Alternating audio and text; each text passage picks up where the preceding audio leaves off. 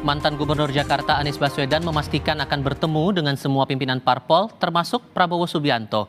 Pertemuan dengan Prabowo diklaim Anies sebagai upaya membangun komunikasi dan silaturahmi dengan pimpinan partai politik sebelum pilkada. Terlebih, dirinya telah mendapat kepercayaan dari PKB Jakarta untuk maju memperebutkan kursi Jakarta 1. Meski begitu, Anies yang resmi diusung PKB itu belum mau merinci kapan pertemuan dirinya dengan Prabowo akan dilakukan.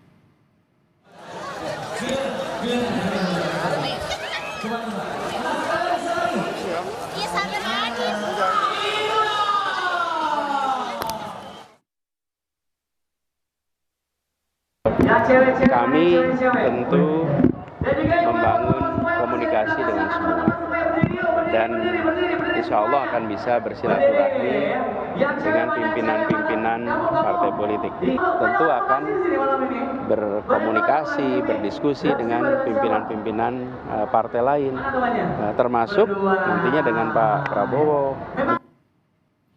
Sebelumnya, Wakil Ketua Umum Partai Gerindra Habibur Rahman bilang partainya terbuka jika Anies ingin bertemu dengan Prabowo. Menurutnya, seluruh pertemuan antar tokoh bangsa adalah bentuk komunikasi yang baik.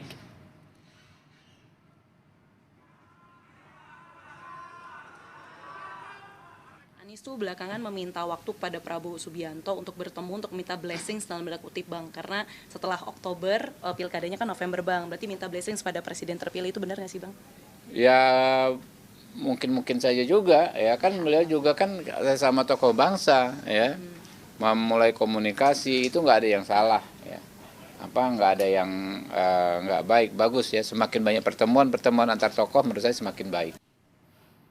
Sinyal Anies Baswedan bakal bertemu Presiden terpilih Prabowo Subianto semakin kuat. Terakhir, Anies menyatakan siap bertemu semua pimpinan parpol termasuk Prabowo untuk berdiskusi sebelum berlaga di Pilgub Jakarta. Ada apa di balik sikap Anies di tengah dukungan terbuka PDI Perjuangan untuk Anies Nyagup?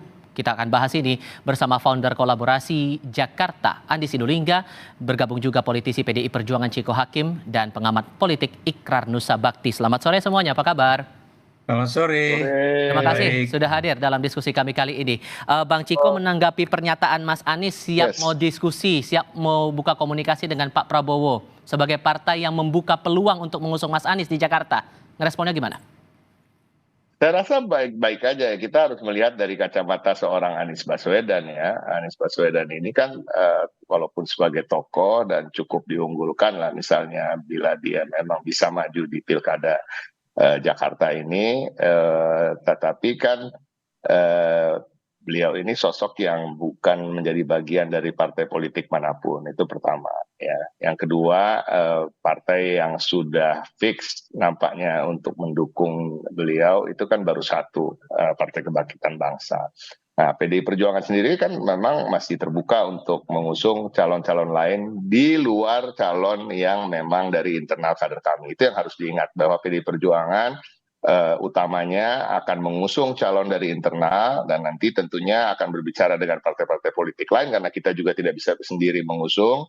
Nah, partai politik lain ini mengusung siapa dari partai politiknya atau dari tokoh luar partai politiknya. Nah, mungkin juga Anies Baswedan kalau kita berbicara dengan PKB misalnya. Nah itu. Nah bagi Anies Baswedan, kalau saya kan melihatnya dari kacamata dia aja, artinya sangat penting bagi dia untuk menjalin komunikasi dengan banyak partai politik, karena memang sampai hari ini baru Partai Kebangkitan Bangsa kan. Jadi itulah yang saya rasa suatu hal yang wajar dari apa yang dia sampaikan, bukan hal yang luar biasa. Oke, Bang Andi, kalau menurut Anda niat Pak Anies mau ketemu dengan Pak Prabowo ini perlu atau tidak? Ya begini ya, kalau kita lihat dari rekaman pembicaraan itu kan pertanyaan dari wartawan ya. Pertanyaan dari wartawan ke Habibur Rahman juga mempertanyakan apakah Anies benar mau ketemu Prabowo. Kemudian dijawab dengan jawaban yang menurut saya bagus jawaban itu. Sebagai tokoh ya harus menerima, apalagi Pak Prabowo sebagai presiden terpilih, maka presiden terpilih itu presiden kita semua. Nah karena itu tidak bisa ada sekat. Nah ketika pertanyaan itu dikembalikan ke Anies Baswedan, tentu saja tadi benar kata Mas Ciko tadi itu, bahwa Anies itu digadang-gadang jadi gubernur, elektabilitasnya dipandang cukup baik ya untuk diusung sebagai gubernur kembali gitu. Nah, kemudian dia tidak punya partai. Nah, karena itu menurut saya adalah hal yang wajar untuk bagi Anies untuk ketemu dengan semua pimpinan-pimpinan partai. Dan itu disampaikan dengan terang oleh Anies menjawab pertanyaan wartawan apakah Mas Anies juga akan ketemu Prabowo. Jadi siapa saja pimpinan-pimpinan partai untuk mendapatkan dukungan kembali misalnya berkompetisi lagi di Pilkada DKI memang harus dilakukan oleh Anies Baswedan. Nah, Anies yang saya kenal itu terbuka ya dengan siapapun. Dikritik, dia menganggap bahwa lawan-lawan politik itu bukan musuh. Ya, Oke. selalu kita menganalogikan seperti main badminton misalnya. Di arena pertempuran, di arena kompetisi ya kita bisa saling berlaga, saling mengalahkan, saling mengambil poin. Tapi di luar itu kita semua berkomunikasi dengan Oke. baik. Mhm. Nah, itu sebenarnya yang kepingin ditunjukkan oleh Anies Baswedan. Tapi sebelum pilkada ini gimana membaca bentuk komunikasi politik yang berjalan sejauh ini menurut Anda, Bang Adi, dan efeknya nanti? Ya dengan semua, saya kira dengan semua tetap dilakukan komunikasi. Siapapun nanti yang akan menjadi gubernur DKI itu sesuai dengan undang-undang kan perpanjangan tangan pemerintah. Nah karena pemerintah pusat khususnya, karena itu menurut pendapat saya ya secara pribadi bahwa eh, eh, karena siapapun nanti yang terpilih menjadi gubernur adalah perpanjangan tangan pemerintah untuk melakukan program-program pembangunan Indonesia khususnya di daerah, Mhm. maka karena itu menurut saya sebagai presiden, pemimpin pusat, presiden terpilih itu juga harus membuka ruang untuk berkomunikasi dengan siapapun calon-calon yang ada di DKI itu yang menunjukkan kita kenegarawan itu ya, bahwa Oke. kita sebagai sebuah anak-anak bangsa yang punya niat untuk berbuat yang terbaik untuk Indonesia, untuk daerah khususnya Jakarta. Oke. Ada kesan baik bahwa pertemuan ini coba dilakukan sebelum pilkada ini, Pak Ikrar. Tapi kalau konteksnya dibawa untuk mencari dukungan, mendulang dukungan di pilgub nanti, gimana membaca ini menurut Anda, Pak Ikrar? Apakah kemudian harus fokus pada semangat yang dibawa sebelumnya di Pilpres, semangat perubahan, semangat berkelanjutan, atau ada hal lain mungkin? Ya, saya pikir pemilihan presiden dengan pemilihan kepala daerah itu beda ya. Biar gimana pun gubernur itu bukan cuma kepanjangan tangan, tapi dia adalah wakil pemerintah pusat di daerah gitu ya. Dan ada juga jangan lupa bahwa Anies Baswedan itu adalah orang yang dulu didukung oleh Prabowo Subianto ya, dalam hal ini Gerindra, dan juga oleh PKS ya, ketika maju pada pemilu kada di DKI Jakarta 2017 ya. Dan kita juga tahu pada saat misalnya apa namanya itu tatap muka waktu eh, tanya jawab di dalam Pilpres itu kita tahu antara Anies dengan Pak Prabowo itu cukup panas ya. Tapi begitu apa namanya itu pemilu presiden 2024 berakhir, Anda bisa lihat bagaimana kedua tokoh itu ya, baik Pak Prabowo maupun Anies Baswedan bisa saling berpelukan, tersenyum dan kemudian apa namanya itu seakan melupakan apa yang terjadi pada masa pemilu presiden yang lalu gitu. Nah, kembali ke soal apakah Anies mencari dukungan, saya pikir enggak juga ya. Kenapa demikian? Kalau kita lihat ya, sebelum misalnya PKB menyatakan dukungan resmi terhadap Anies Baswedan, itu kan sudah ada. Nasdem juga menyatakan Anies salah satu yang akan didukung ya.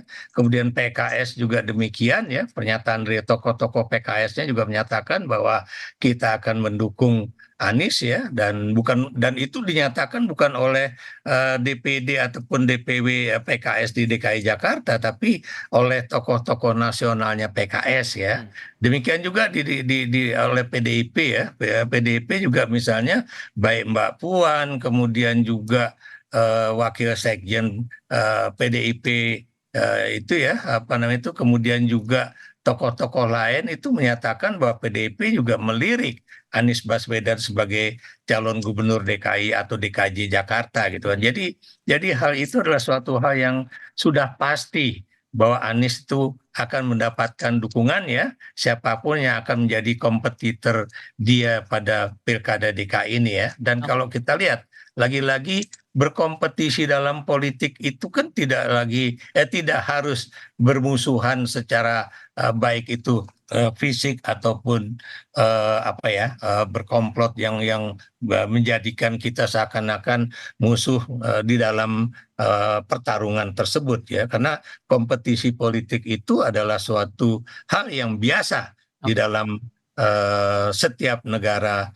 demokrasi begitu. Oke. Kalau kemudian di PDIP sendiri, konstituen gimana merespon nama Anies yang kemudian coba dipertimbangkan untuk maju di Pilgub DKI ini, Bang Ciko? Ya tentunya ada mixed feelings ya, ada perasaan yang bercampur aduk ya, ada sebagian yang belum bisa menerima, tetapi juga kemudian ada yang merasa memang untuk kebaikan Jakarta tidak ada salahnya untuk mencoba bersatu dengan Pak Anies gitu ya. Tetapi bagi kami tentunya ini menjadi hal yang juga kami pertimbangkan. Tapi kenapa nama Pak Anies bisa masuk dalam radar? Tentunya kan karena kita di PDI Perjuangan ketika berbicara soal pilkada ini mengedepankan terkait dengan permasalahan-permasalahan di daerah yang akan digelar pilkada dan juga tantangan-tantangan ke depannya. Nah, kalau kita bicara Jakarta khususnya yang DKI sekarang daerah khusus ibu kota yang akan berubah menjadi DKJ ya, kemudian permasalahannya yang begitu kompleks, begitu besar, ada kemacetan, ada disparitas dari ekonomi, segmen-segmen pendapatan warga dan juga lapangan pekerjaan. Kita bicara soal yang masyarakat yang heterogen dan lain-lain. Artinya memang Jakarta khusus perlu pemimpin yang memang sudah teruji dan punya kompetensi, pernah memimpin di daerah maupun level-level pemerintahan yang tinggi sehingga memahami problem-problem dan permasalahan dan bisa menjawab tantangan-tantangan ke depannya. Nah, itulah ada nama-nama seperti Pak Anies, Pak Ahok, Pak Jarot, dan Bu Risma. Jadi bukan sekedar popularitas saja yang kita cari. Kita bicara kompetensi, jujur, suka atau tidak suka, Anies Baswedan tingkat kepuasan publiknya di atas 50% dan juga elektabilitasnya juga lumayan, walaupun memang masih perlu memilih wakil atau pasangan yang bisa mengangkat ke posisi aman dan juga perlu mesin politik partai yang sudah teruji di Jakarta. Kalau kemudian jadi nih Pak Anies ketemu dengan Pak Prabowo, dari PDIP bakal tetap mempertimbangkan nama Mas Anies untuk di DKI nggak? Saya rasa sudah disampaikan tadi oleh Pak Ikrar ya, bertemu itu kan juga bukan berarti meminta dukungan ya kan. Bertemu itu tidak serta-merta kemudian pasti akan mendapatkan dukungan atau meminta dukungan atau memang dalam rangka terkait dengan di luar hal-hal yang sifatnya hanya sekedar silaturahmi. Saya rasa silaturahmi nggak ada masalah. Bagi kami ini hal yang biasa, silaturahmi politik. Semua politisi mempunyai gayanya masing-masing. Ada yang memang senang silaturahmi, ada yang enggak. Tapi ya pada prinsipnya nanti saya meyakini bahwa memang agak sulit bagi Anies Baswedan untuk bisa bersatu dengan yang disebut kubunya Pak Jokowi. Kalau kita mau jujur ya, karena kan memang basis pendukung Pak Anies ini kebanyakan memang kalau kita jujur adalah basis pendukung yang memang mendukung karena Anies berada di the other side of Presiden Jokowi. Kalau mau dibandingkan dengan Pilgub 2017 dengan kondisi politik sekarang, berisiko nggak menurut Anda Bang Andi untuk konstituen? Saya yakin ya dengan niat yang baik bahwa kita ingin memberikan contoh keteladanan berpolitik dengan komunikasi yang baik gitu. Kan toh misalnya kita bisa ingat terakhir kendati pun Pak Jokowi tidak memberikan dukungan kepada Anies juga kepada Mas Ganjar, kan mereka bisa ketemu juga tuh makan-makan bareng tuh sebelum Pilpres gitu. Dan itu hal yang biasa menurut saya, dan saya yakin publik Jakarta dengan mudah ya menangkap pesan-pesan yang terkomunikasikan oleh elit-elit politik di Jakarta ini. Oke, kalau menurut Anda Prof. Ikrar gimana merespon itu? Berbahaya nggak atau berisiko nggak buat konstituen? Saya pikir enggak ya. Kenapa saya katakan enggak? Karena konstituen sudah tahu ya siapa yang akan mereka pilih dan siapa yang akan tidak mereka pilih, begitu kan? Termasuk juga hasil survei Kompas yang tadi juga Anda bacakan itu ya, yang mengatakan bahwa misalnya pemilih PDIP ya itu juga akan mempertimbangkan siapa yang didukung oleh Jokowi. Kata mempertimbangkan itu kan belum tentu positif. Bisa saja negatif gitu kan. Apalagi itu seimbang dengan kata-kata siapa pula yang akan didukung oleh PDIP gitu kan.